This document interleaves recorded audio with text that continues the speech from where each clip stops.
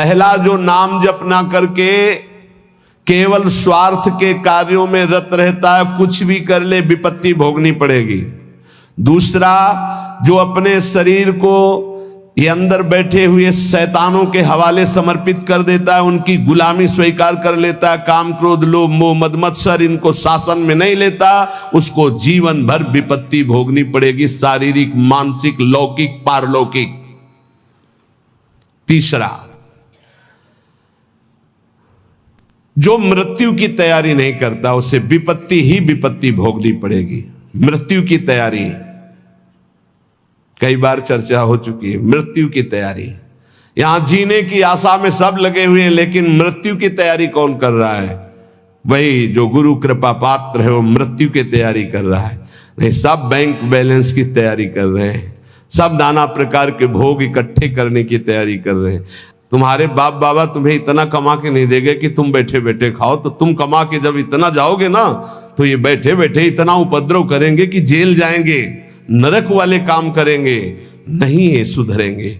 ये सुधरेंगे तब जब इनको ठोकरें लगेंगी और स्वयं में ये तैयार होंगे, तब ये लोक परलोक संभाल लेंगे। ये भोग सामग्री से सुधरने वाले नहीं। अगर आप सोचते हो अपने परिवार को मैं इतना भोग सामग्री इकट्ठा कर दूंगा सुखी हो जाएंगे, तो अपने परिवार की दुर्गति का स्थान बना करके जा रहे हो। परिवार को सतमार्ग धर्मयुक्त बनाकर जाओ तो सुखी रहेंगे। अधर्म से कमाए हुए धन से परिवार को सुखी करने की चेष्टा करने वाला हर समय विपत्ति में ही फंसा रहेगा। समय आने पर मृत्यु की तैयारी न करने वाला विपत्ति में फंसता है। चौथा है, जो दूसरे के रिझाने में पूरा जीवन बर्बाद कर देता है। दूसरे के रिझाने, ईश्वर से विमुख होकर दूसरों को संतुष्ट करने में पूरा जीवन व्यतीत कर देता है, उसको विपत्ति भोगनी पड़ती है।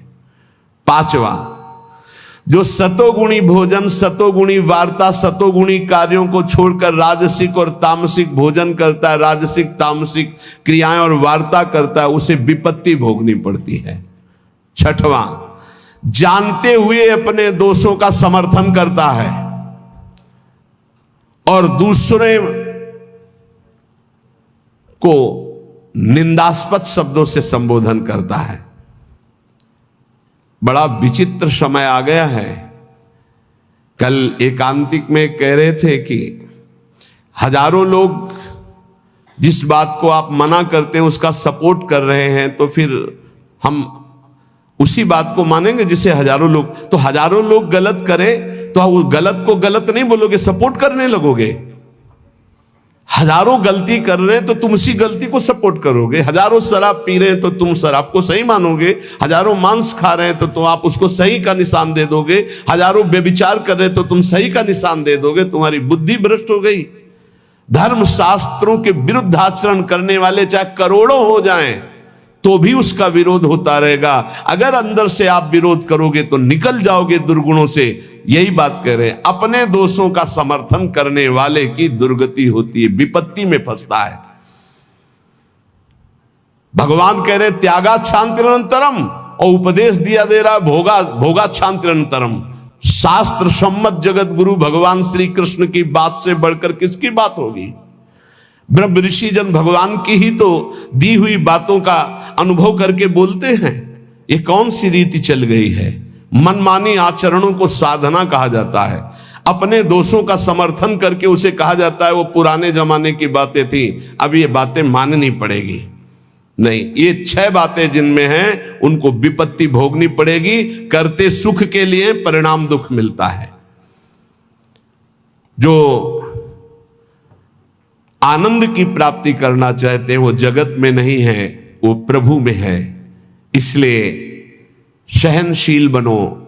आए हुए अंदर काम वेग को, क्रोध वेग को, लोभ के वेग को सहना सीखो। जो सहन करता है वही साधक है। जो सहन कर जाता है वही महात्मा है। जो अपने दोषों का शोधक है, शोध कर दोषों का त्याग करता है, वही जगत का उद्धार करने वाला महात्मा बनता है। याद रखना, जो प्रभु के उपदेश से बिलक चलता है वो कभी महात्मा नहीं हो सकता, वो इंद्रियों का गुलाम हो सकता है। प्रभु की आज्ञा के विपरीत चलने वाला कभी महात्मा नहीं हो सकता है। ये महापुरुषों की वाणी है। हम तुम्हें एक ऐसा मार्ग बताते हैं जिस मार्ग में चलने से बहुत जल्दी आप ईश्वर के समीप पहुंच जाओगे। वो नाम जप करते हुए किसी से और ईश्वर से भी कोई चाह ना रखना, बहुत जल्दी भगवत प्राप्ति हो जाएगी। हम तुम्हें एक ऐसा मार्ग बताते हैं जो चलने पर बहुत जल्दी भगवत साक्षात्कार करा देता है। किसी से भी और ईश्वर से भी कोई चाह ना रखो, बहुत जल्दी भगवत प्राप्ति हो जाएगी। नाम जप करते हुए कोई चाह ना रखो, बहुत जल्दी भगवत प्राप्ति हो जाएगी। और याद रखना, जो नाम जप करता है ईश्वर से कोई चाह नहीं रखता, तो ईश्वर उसकी ऐसे चिंता करता है जैसे छोटे बच्चे की मां चिंता करती है। किस समय उसको बाल भोग देना, किस समय उसको दुग्ध पान कराना, किस समय उसे स्नान कराना, ये मां की चिंता है, ना कि बालक की। जो ना किसी से चाहता है ना ईश्वर से चाहता है, खूब नाम जप करता है, उसे बहुत जल्दी भगवत प्राप्ति हो जाती है। निष्प्रयोजन भार स्वरूप उनका जीवन होता है जो भजनहीन होते हैं, बिल्कुल बेकार मरा जीवन। जिन हरि भगत हृदय नहीं आनी, जीवित सौ समानते प्राणी। क्या मुर्दे का सा जीवन है। इतना कीमती जीवन, एक एक श्वास भगवान के भजन में लगानी चाहिए। व्यर्थ के जीवन में, व्यर्थ के खान पान, कई कई ऐसी बातें जिनकी याद आकर हृदय में आम हंसता है, ऐसे जीवन को नष्ट किया जा रहा है। भ्रमण में सब दृश्य देखे हैं। गंगा का किनारा पावन तपस्वियों के लिए भी और राक्षसों के लिए भी है।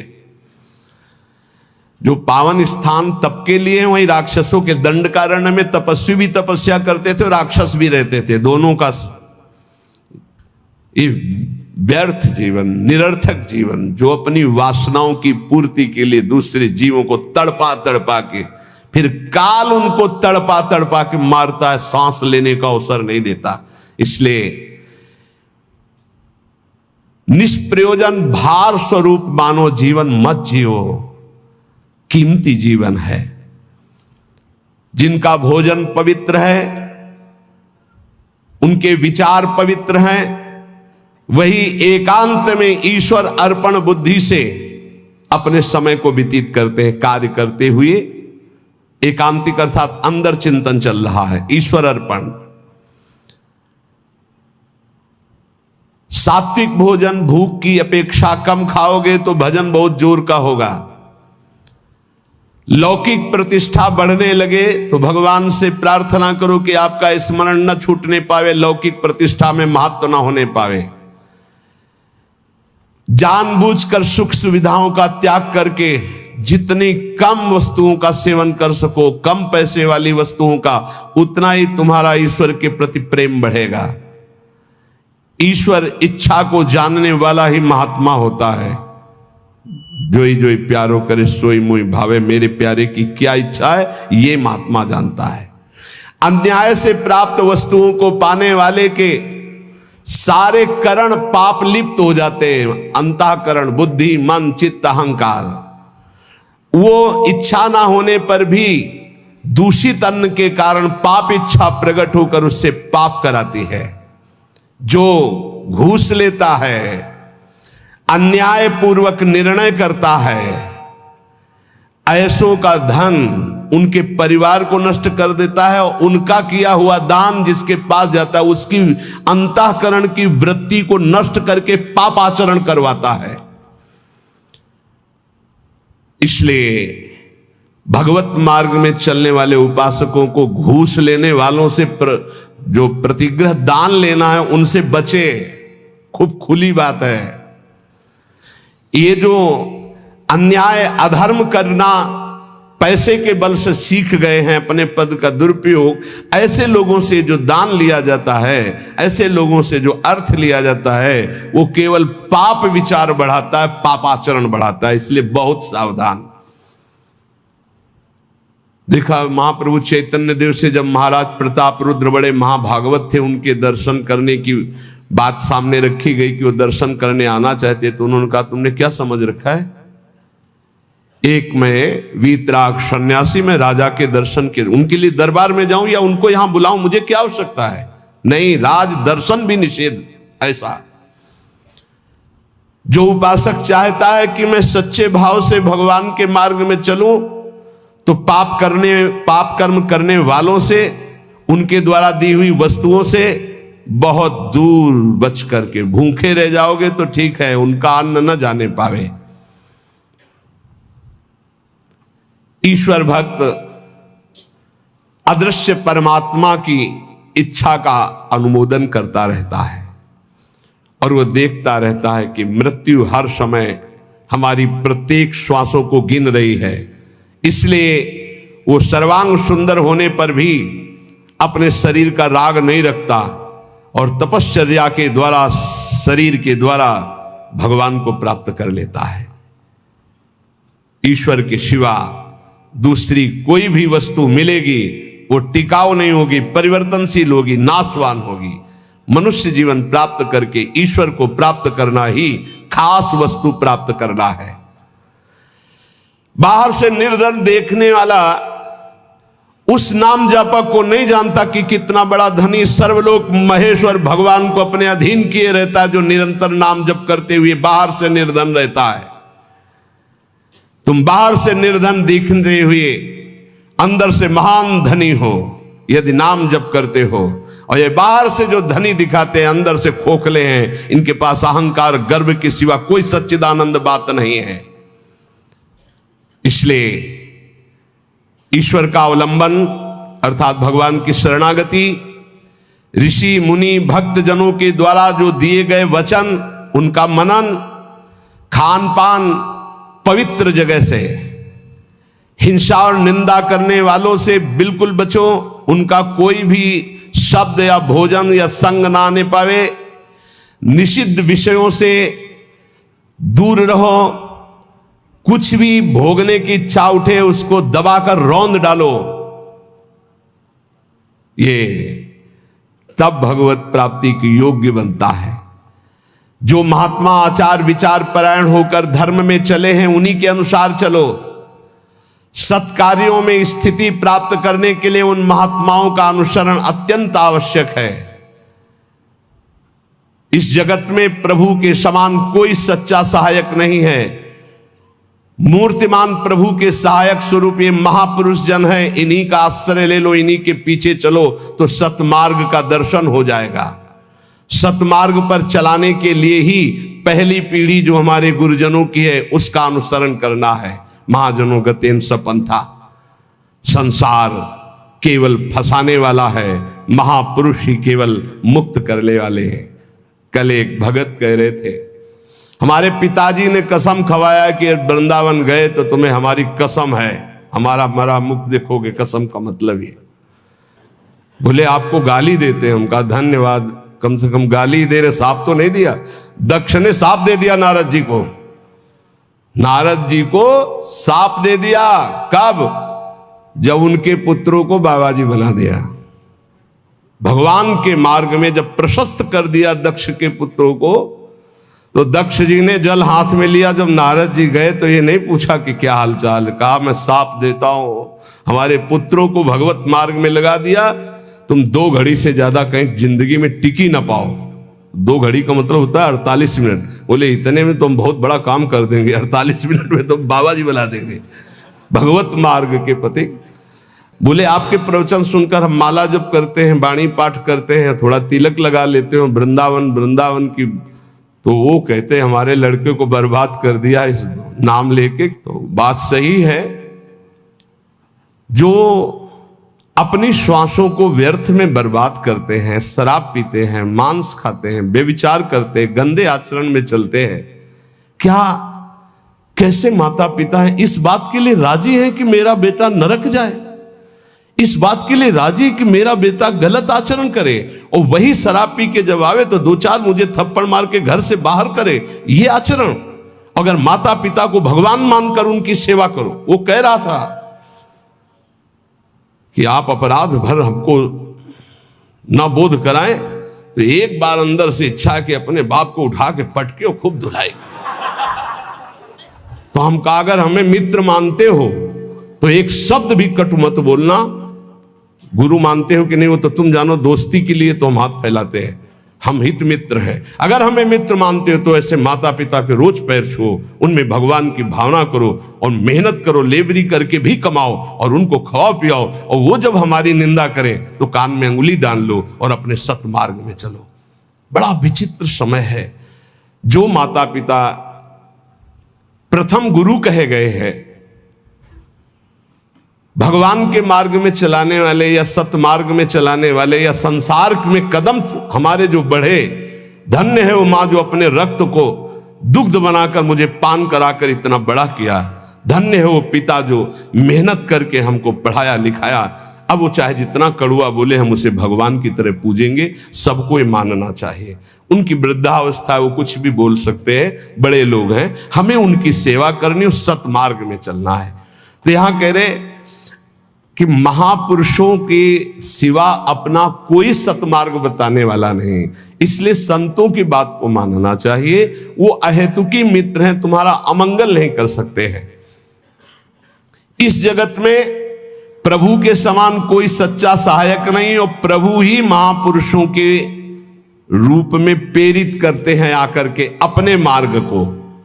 इसलिए मन को सत्य मार्ग में चलाने के लिए पहली सीढ़ी संत महापुरुषों के वचनों के आधार पर चलो। आज हम सबके ऋणी हैं, सच्ची हृदय से ऋणी हैं। धन्यवाद देते हैं कि आज इस कलयुग के प्रचंड तांडव काल में आप संतों की बात मान रहे हैं। इसलिए हम आपके चरणों में प्रणाम करते हैं, क्योंकि इसमें आपका मंगल है। आप स्वस्थ रहेंगे, आप भगवत भजन करते हुए अच्छे आचरण वाले रहेंगे, तो आप हमारे बहुत बड़े हितैषी हुए। क्योंकि आप सुखी हैं, आपका मंगल हुआ, तो मेरे कर्तव्य का पालन हो गया, मेरे साधु वेश का धारण करना सार्थक हो गया। आप हमारे बड़े सहयोगी हैं, आप हमारी भागवती उन्नति के बहुत बड़े कारण बन गए।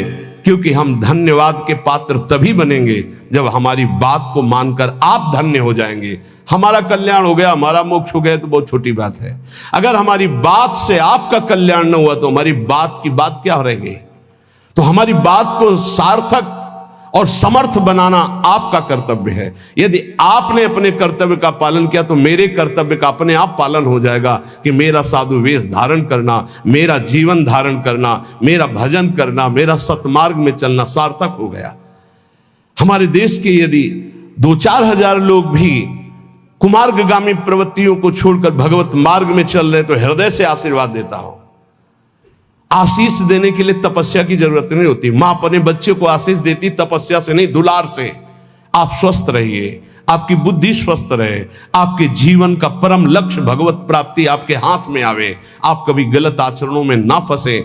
अगर वार्ता को सुन करके अपने मन में धारण करेंगे तो निश्चित ये वस्तु आपको प्राप्त होगी, क्योंकि हमारा जन्म सिद्ध अधिकार है भगवत प्राप्ति करना। जो संतों में पूर्ण श्रद्धा रखते हैं, अध्यात्म विषय में चलना चाहते हैं, उनको परमात्मा साक्षात्कार निश्चित हो जाता है। जो संतों में पूर्ण विश्वास करते कि ये जो कह रहे हैं सत्य है। कभी भी अगर दान शब्द का आया है तो मन का दान कीजिए, श्वासों का दान कीजिए, अपने जीवन का एक एक कर्म भगवान को समर्पित कर दे। ये शुद्ध बातें परमार्थ की। अगर कभी दान पुण्य की बात चली तो पहले कह दिया है कि शास्त्र में लिखा है इसलिए पढ़ रहा हूं, हमारी आस्था इस पर नहीं है। हमारी आस्था का विषय हर श्वास भगवान नाम स्मरण हो, यही जीवन का परम लाभ। भगवान श्री कृष्ण चंद्र जी कृपा करके वर्णन करते हैं कि जब साधना अवस्था से सिद्धावस्था में उपासक पहुंचता है तो उसकी स्थिति क्या होती है? बोले यदृच्छालाभ संतुष्टो द्वंद्वातीतो विमत्सरः समासिद्धाव सिद्धौ च कृत्वापि न निबध्यते। अपने आप जो कुछ भगवान की इच्छा से व्यवस्था हो जाती है उसमें वो संतुष्ट रहता है सिद्ध पुरुष। तो साधक को सिद्धों का अनुसरण करना चाहिए। जथा लाभ संतोष सदा काहू सो कछु न चाहोगे, बहुत बड़ी सिद्धि है। यदृच्छा लाभ संतुष्टो, मांगना बंद कर दो, ना भगवान से मांगो ना किसी मनुष्य से मांगो, मांगना बंद कर दो। यहां कह रहे मांगो मत, तो ऐसे देने के लिए बोलो मत, दोनों बातें संभाल के। भगवान की इच्छा ही ऐसे कर दिया, नहीं आया तो बोलना नहीं। कभी तुम बोलो मत और कभी तुम मांगो मत।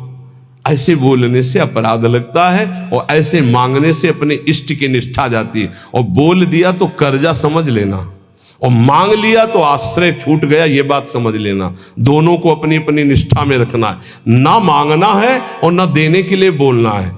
ऐसे दे दो, कोई जान नहीं पाया, और जैसे हरि रखते हो वैसे रह जाओ, और उसका एहसान मत मानो देने वाले का, तो दोनों का परमार्थ पुष्ट हो जाए। यदृच्छा लाभ संतुष्टो। बिल्कुल ये हम विनोद में बहुत खास बात बता रहे हैं।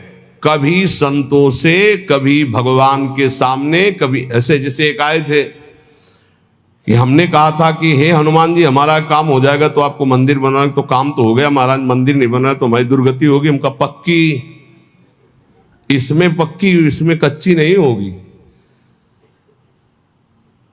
देखो, भगवान के सामने संकल्प मत करो। अगर आपको कोई मांग रखनी, देखो सत्संग सुलझाव का है, सत्संग मतलब सुलझना। हमारे बाप हो, हे प्रभु मुझे ये चाहिए, जैसे अपनी मम्मा और बप्पा से मांगते तो कैसे मांगते हैं, हमें चाहिए। उनको हम ये थोड़ी कहते हैं कि हमको ये दे तो तुम्हें हम ये ले आएंगे, तुम्हें वो ले आएंगे, तुम्हें ऐसा प्रलोभन देते हैं क्या? थपड़िया देंगे माता पिता। हमारा बच्चा हमको प्रलोभन देता है, जाल में फंसाना चाहता है, ऐसे थपड़िया जाओगे अगर प्रभु को और अगर बड़े दाता बनते हो कि मंदिर बनवा देंगे तो भी काम हो गया, बनवाओ मंदिर। नहीं बनवाओगे तो फिर भगवान का जो विधान है वो आपको फिर परेशान करने लगे। कभी संकल्प मत करो, कभी भगवान के मंदिर में कुछ वादा मत करो, कभी संतों के पास कोई वादा मत करो। वादा करो तो फिर अक्षरशः पूरा करो, नहीं मत करो वादा। अपनी मांग रख दो। संत हैं, पिता के समान हैं, प्रभु हैं, परम पिता के समान हैं, हनुमान जी हैं, हमारे गुरु भाई हैं, हमारे मित्र हैं, हमारे इष्ट के प्रेमी हैं। अम्मा तो अम्मा है जगदम्बा, उनसे क्या कहे, उनसे मांग लो। उनसे क्या कहना कि आपको चुनरी उड़ा देंगे, वो चुनरी की कमी है। अरे जिनके दूल्हा भगवान शंकर, उनके चुनरी कमी। विश्वात्मा भगवान अम्मा हो, आप हमें दे दो, हमारे मन में लालसा जगी। अब बेटे हो तो कुछ तुम्हें आवश्यक है तो आप भाव अपने अर्पित कर सकते हो मां के समान, लेकिन मांगना और वादा करना ये दो बातें नहीं। आज सत्संग में बात बैठा लो, ना भगवान के सामने ना कभी संत के सामने कभी वादा मत करो कुछ देने का। तुम्हारे पास जो कुछ है वो गुरुदेव का, इष्ट का है, क्या दोगे? अगर वादा करो तो उसे भूलो मत, निर्वाह करो। दूसरी बात, मांगो मत, वो सर्वज्ञ है, अपने आप पूरा करेंगे। यदृच्छा लाभ संतुष्टो, जैसे भगवान परिस्थिति दे रहे उसमें संतुष्ट रहो। द्वंद्वातीतो विमत्सरा, किसी भी द्वंद्व का तुम्हारे ऊपर कोई प्रभाव ना पड़े। जैसे मान है, अपमान है, अनुकूलता है, प्रतिकूल। कल एक अपने यहां तो बहुत बड़ी कृपा होती है, हर प्रकार के उदाहरण मिलते रहते। कल एक भगत जी ने कहा जब अनुकूलता रहती तो हमें पातिव्रत धर्म भी याद रहता है, सब याद रहता, जब प्रतिकूलता आती तो सब भूल जाते हैं। इसको कोई भक्ति कहते हैं। अनुकूलता में तो सब जय हो बोलते हैं, जब प्रतिकूलता में जय हो बोलो तब तो तुम्हारी भक्ति रही।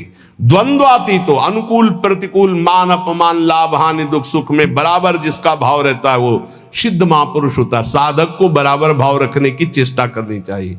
विमत्सरा, किसी के प्रति ईर्ष्या मत रखो। ईर्ष्या बहुत हानिकारक है। ईर्ष्या में बहुत बड़े बड़ों का पतन होते देखा है। ईर्ष्या बहुत जल्दी नाश कर देती है, इसलिए ईर्ष्या दूसरे के प्रति होने का मतलब अपना नाश करना। समा सिद्धाव सिद्धो च, साधन में चल रहे हो, लाभ मिले ना मिले, आपका साधन सच्चिदानंद में, निराश होने की जरूरत नहीं है। बहुत ध्यान से सुनना, नहीं तो ये आने लगता है कि हमारा इतना समय हो गया भजन करते, कोई लाभ तो हमारे को मिला नहीं। देखो, गुरु कृपा से कभी तुम्हें लाभ नहीं दिखाई देगा, गुरु कृपा से।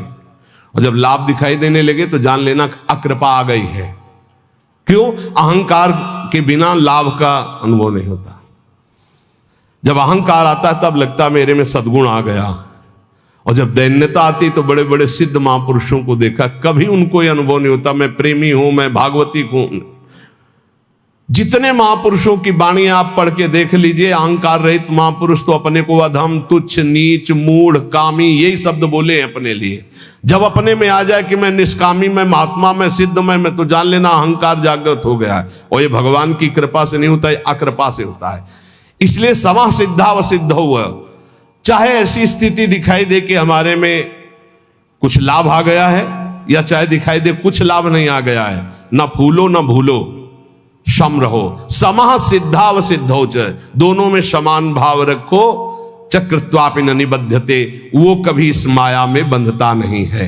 आगे भगवान कह रहे गत संगस्य मुक्तस्य ज्ञानावस्थित चेतसः यज्ञायाचरतः कर्म समग्रम प्रविलीयते।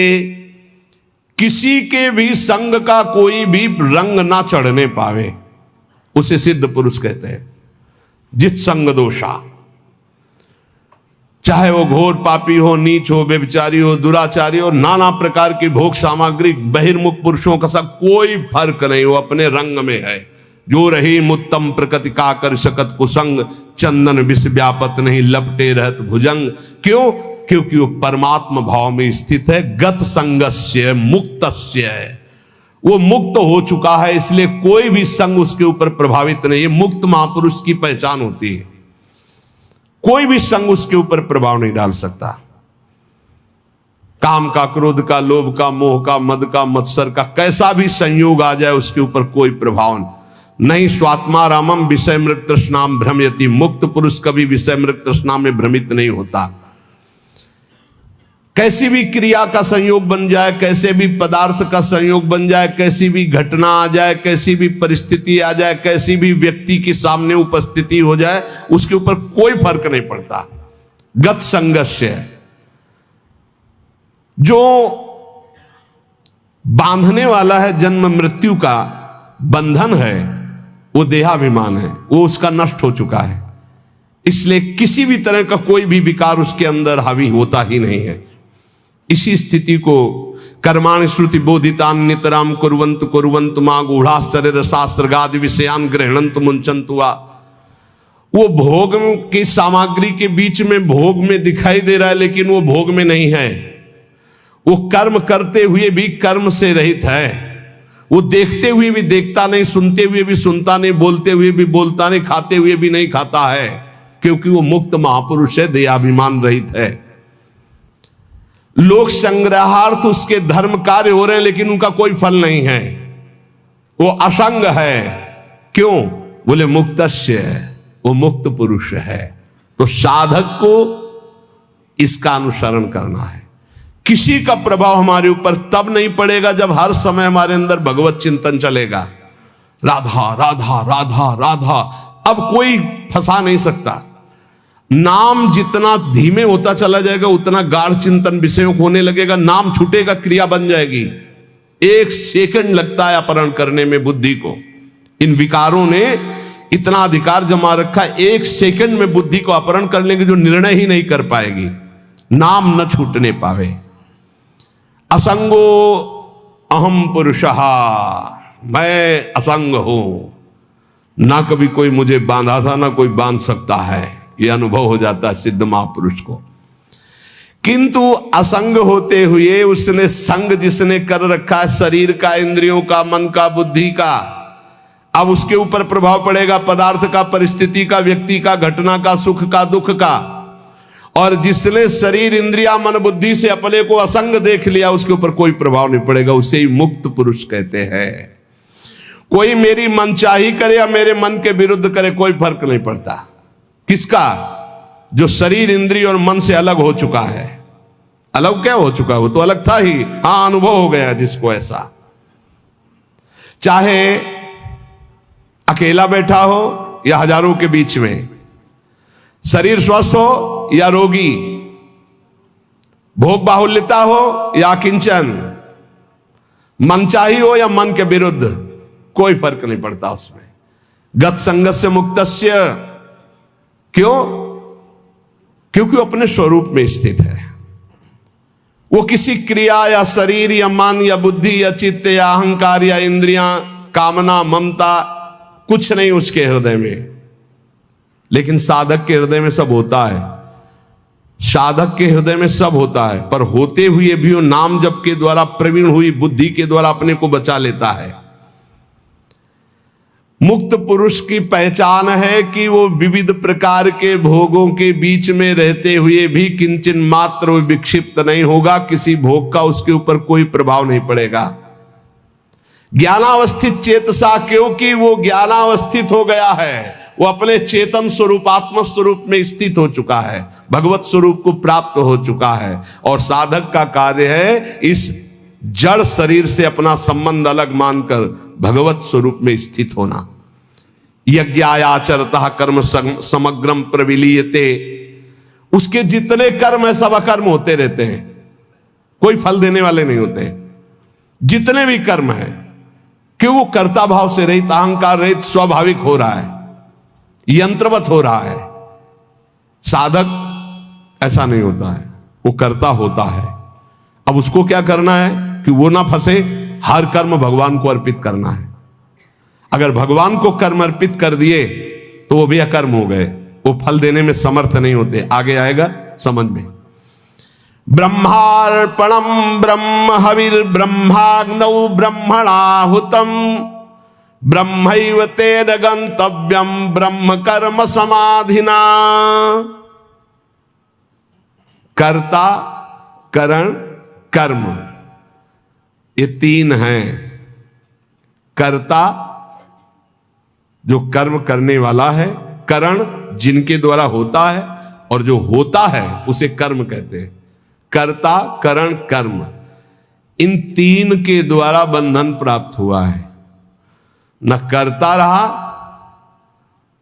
तो करण है और कर्म हो रहा है तो फल उसका अकर्म है।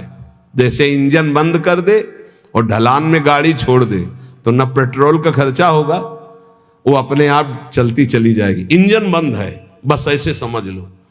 स्वाभाविक प्रवाह कर्म का चल रहा है, कर्ता इंजन बंद है, कोई भी खर्चा नहीं है, कोई भी बंधन नहीं है, वो जीवन मुक्त महापुरुष।